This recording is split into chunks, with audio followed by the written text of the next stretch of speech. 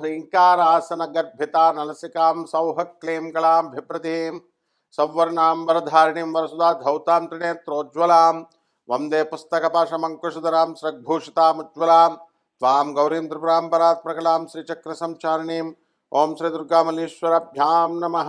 ఓం శ్రీ బెజవాడ కనకదుర్గాదేవతాయై నమః. శని మనకి మేషరాశిలోకి సుమారు ఫిబ్రవరి 13వ తేదీ 2026 సంవత్సరంలో మారబోతున్నాడు.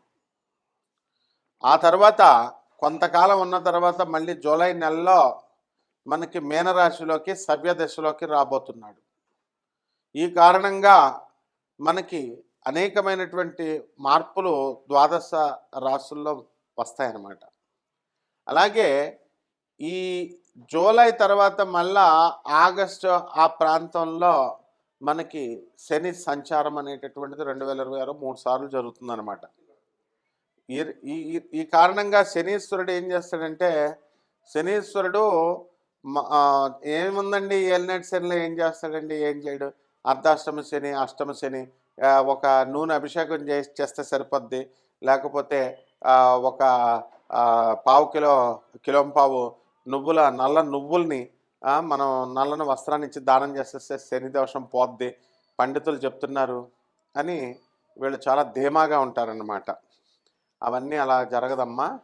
మీకు ఈ శని అర్ధాష్టమ శని, అష్టమ శని, ఏలినాటి శని సమయంలో పీడిస్తాడు, ఖచ్చితంగా పీడిస్తాడు. మీ కర్మలను బట్టి ఏదో వీళ్ళు పండితులు చెప్తున్నట్టుగా వీళ్ళు నువ్వులు కిలోంపావు దానం చేసేసి నల్లని వస్త్రాన్ని దానం చేసేస్తే అంత చీప్గా ఏం లేడు శనీశ్వరుడు. ఏదో నువ్వుల నూనె అభిషేకం ఒక పూజ చేసేసి ఒక పూజారికి ఒక 100 రూపాయలు ఇచ్చేస్తే దోషం పోద్దా? నువ్వు జన్మల చేసినటువంటి పాపాలు అవన్నీ కూడా. తల్లిదండ్రులకి మీరు తిండి పెట్టకపోయినా, అంతకుముందు ముసలాళ్ళని వంశంలో వాళ్ళని చూడకపోయినా, గురువుల్ని నిందించిన తర్వాత పేదవారికి, వికలాంగులకి, అనాథలకి, సాధువులకి దాన ధర్మాలు రెగ్యులర్గా చేయకపోయినా ఇవన్నీ కూడా శని దోషాలు సంక్రమిస్తాయి. ఇతరులను నిందించిన ఇవన్నీ మనిషి తెల్లవారితే లేచి రాత్రి పడుకునేదాకా చేసేవన్నీ కూడా అపరాధాలే, అందులో డౌటే లేదు. మేము ఏ తప్పు చేయలేదండి, ఏ తప్పు నువ్వు చేసే పాలిటిక్సే తప్పు. అందువలన ఇవన్నీ కూడా శనీశ్వరుడు ఒప్పుకోడనమాట. శనీశ్వరుడు క్రమశిక్షణాయుతమైనటువంటి ప్లానెట్ కాబట్టి ఎవరిని ఎంత పరిధిలో ఉంచాలి, ఎవరిని ఏం చేయాలి అనేటటువంటిది శనీశ్వరుడు మీకు నేర్పిస్తాడు. లవర్ అని చెప్పేసి చిన్నప్పటి నుంచి ముడ్డి గడిగి నీకు పెంచి పెద్ద చేసి ఇచ్చేస్తే తల్లికి తిండి పెట్టవా నువ్వు?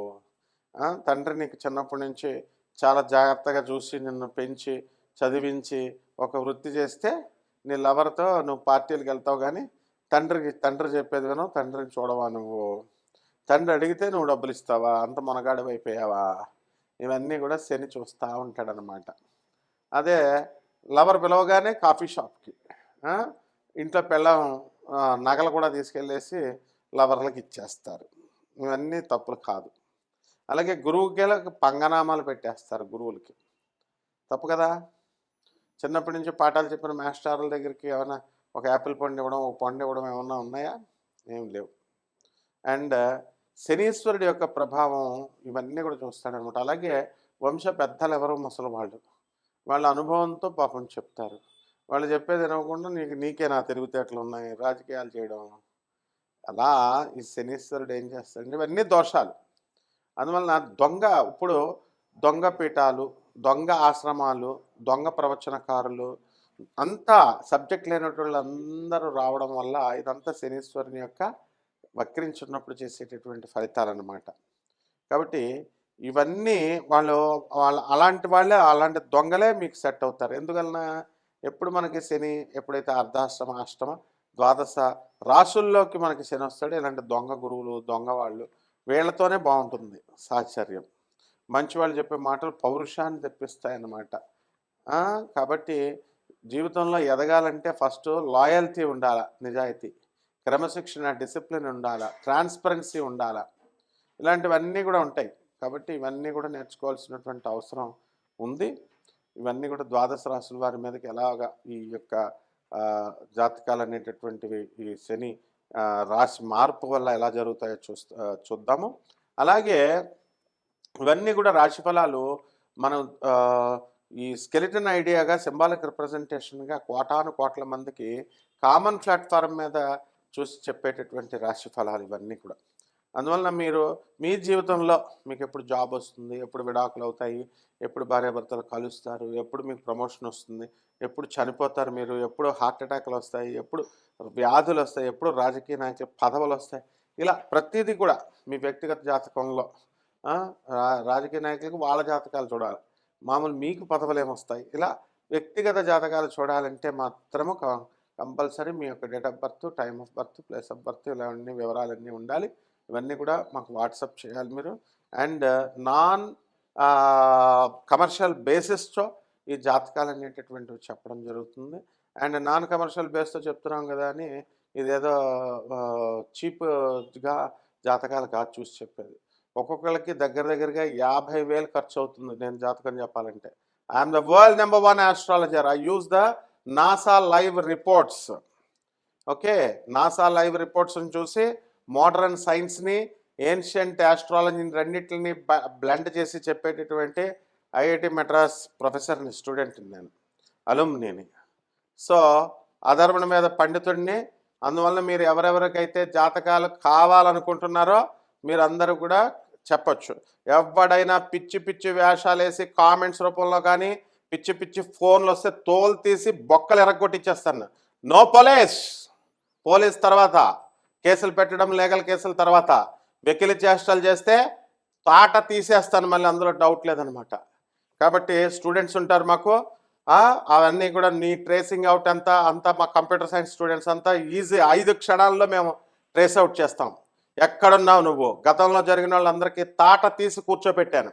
కాబట్టి ఇది పబ్లిక్గా నేను ఇస్తున్న warning. Because you are all స్టూపిడ్గా బిహేవ్ చేస్తున్నారు చాలామంది, పంతులు తేరగా దొరికారని. ఇవన్నీ ఏం ఉండవు. తర్వాత లీగల్ యాక్షన్స్ అవన్నీ ఉంటాయి. We know we have all our own IAS officers and our own honourable judges, right? పబ్లిక్గా చెప్తున్నాను నేను. So be careful. అండ్ 12 రాశుల వారికి ఎక్కడ ఏ రాశుల వారికి ఎక్కడ జరుగుతుంది, ఏ ఫలితం జరుగుతుంది అనేది ఒక్కొక్క రాశిని బట్టి చెప్దాం. ధనుస్సు రాశి. ఈ ధనుస్సు రాశి వారికి అందరికీ కూడా అర్ధాష్టమ శని ఉండేదండి ఇది వరకు. ఇప్పుడు పంచమ శని. ఫిబ్రవరి 13 నుంచి శని స్థితిగతులు మారిపోయినాయి. మీ పిల్లలు మొండోళ్ళు అయిపోతారు. మీ పిల్లలు మీరు చెప్పింది వింటారనుకుంటారేమో, చిన్నపిల్లలే వినరమ్మా. ఆ పిల్లల నుంచి మొత్తం కష్టాలు, మీకు అన్ని ప్రాబ్లమ్స్. బండి కొనమంటారు, కొనిస్తారు మీరు 4 లక్షలు 5 లక్షలు పెట్టి. బండి మీద 3 తీసుకెళ్తాడమ్మా. కేసు మీ మీదమ్మా, తల్లిదండ్రుల మీద. మైనర్ ఇది ఉండదు. ఏంటది, ఇవన్నీ కూడా సర్టిఫికేట్స్ అన్నీ కూడా. కాబట్టి ఈ విధంగా పిల్లలు ఎప్పుడు ఏం చేస్తారా బాబు అని భయపడుతూ మీరు ఈ శని ట్రాన్సిషన్ తర్వాత ధనుసు రాశి వాళ్ళు ఉంటారు. డబ్బులు బీభత్సంగా సంపాదించేస్తారు, పెళ్ళిళ్ళు అయిపోతాయి, సంతానం పుట్టేస్తారు, అందులో డౌట్ లేదు. కొత్త పరిచయాలు ఏర్పడతాయి. పరిచయాలు చూసి అబ్బో అనుకుంటారు. తర్వాత ఉన్నది మీ దగ్గర నుంచి ఊడ్చుకొని తీసుకెళ్ళిపోతారు. అందువలన పాత మిత్రుల యొక్క విలువ మీకు తెలుస్తుంది. ప్రేమ వివాహాలు అనేటటువంటివి రెచ్చిపోతారు. ధనుసు రాశిలో ప్రేమ వివాహాలు, ఎలూప్మెంట్స్. అమ్మ వెళ్ళిపోయారు కానీ మీ అమ్మ మీ నాన్నకి చెప్పి వెళ్ళిపోండి. పోలీసుల సంగతి తర్వాత చూద్దాం, పోలీసులు కోర్టులు అవన్నీ తర్వాత చూసుకోవచ్చు. విన్నారమ్మా? ముందు మీ అమ్మా నాన్నకి చెప్పండి చేసి వీళ్ళు లేచిపోయే వాళ్ళు ఉంటే, లేకపోతే కనుక మీకు మోసపోవడానికి అవకాశాలు ఉంటాయి. అలాంటి పనులు చేయకూడదు. మీ ఫాదర్ మంచి సీనియర్ కాబట్టి వాళ్ళకి చెప్పండి. ఉద్యోగాలు చిన్నప్పుడు చదవంటారా అంటే చదవరు, పెద్ద అయిన తర్వాత ఉద్యోగాలు కావాలంటారు. జనాలు పుట్ల కింద పుట్టించేస్తున్నారు. మన చంద్రబాబు నాయుడు గారు కూడా ఎక్కువ మంది కనండి పిల్లలు అంటున్నారు. మరి కంటున్నారు, జనాభా ఎక్కువైపోయింది, ఉద్యోగాలు ఎక్కడున్నాయి? కాబట్టి స్కాలర్షిప్లు ఇస్తున్నారా చదువులకి? ముక్కు పిండి వసూలు చేస్తున్నారు కాలేజీలు. పోనీ పిల్లలు తల్లిదండ్రులు ఫీజులు కడితే పిల్లలు వెళ్ళి చదువుతున్నారా? అది లేదు. వాళ్ళంతా కూడా లివింగ్ ఇన్ రిలేషన్స్లో ఉండడాలు, ఆడవాళ్ళతో వాట్సాప్లో చాటింగ్లు. ఎవ్వరిని చూడండి అసలు యావరేజ్గా ఫోన్ పట్టుకోకుండా ఉన్నవాడు ఎవడన్నా ఉన్నాడా? వాట్సాప్లు దొంగ చాటింగ్లు చేస్తూ ఉంటారు. అవన్నీ చదివేయాలి ఆ పేరెంట్స్. మీ పిల్లలు ఎవరెవరికి ఏమేమి చాటింగ్లు చేస్తున్నారు ఇవన్నీ చదివేయాలి. అప్పుడే మీకు అంత కంట్రోల్ తీసుకొస్తారనమాట అమ్మ. కాబట్టి ఉద్యోగాలు బ్రహ్మాండంగా వచ్చేస్తాయి, చదువులు బ్రహ్మాండంగా పాస్ అయిపోతారు, చేసిన అప్పులు తీర్చేస్తారు. మీరు చేసినటువంటి అప్పులు మీరు తీర్చలేకపోతారు. ఇంకా పర్వాలేదు, రౌండ్ ఫిగర్ చేయండి. ఏమండి 80 లక్షల అప్పు అయిందని అంటాడు, ఇంకో 220 చేయవే బాబు, రౌండ్ ఫిగర్ అయితే ₹1,00,00,000 అయిన తర్వాత తీర్చొచ్చు. అప్పులు ఇచ్చేవాళ్ళు ఉండగా మీకేంటమ్మా. ఆ విధంగా ఉద్యోగాలు, క్యాంపస్ ఇంటర్వ్యూలు ఉంటేనే కాలేజీల్లో చేరుస్తాం. మరి మిగతా వాళ్ళంతా ఎలా బతుకుతున్నారా? ఓన్లీ క్యాంపస్ ఇంటర్వ్యూలకు వెళ్ళే బతుకుతున్నారా? మిగతా ఉద్యోగాలు చేసుకోవట్లేదు వాళ్ళంతా, చిన్న చితక పాపం. కాబట్టి నీలో సెల్ఫ్ కాన్ఫిడెన్స్ ఉండాలి. ఆ ఉద్యోగంలో మనం ఏదైనా సరే చేయగలం, 10 మందిని బతికించగలం. ధర్మ మార్గంలో వెళ్ళాలి.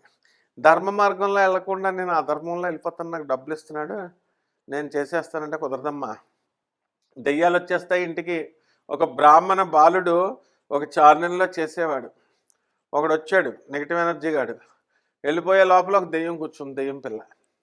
ఇది సత్యంగా జరిగిన సంఘటన ఇది.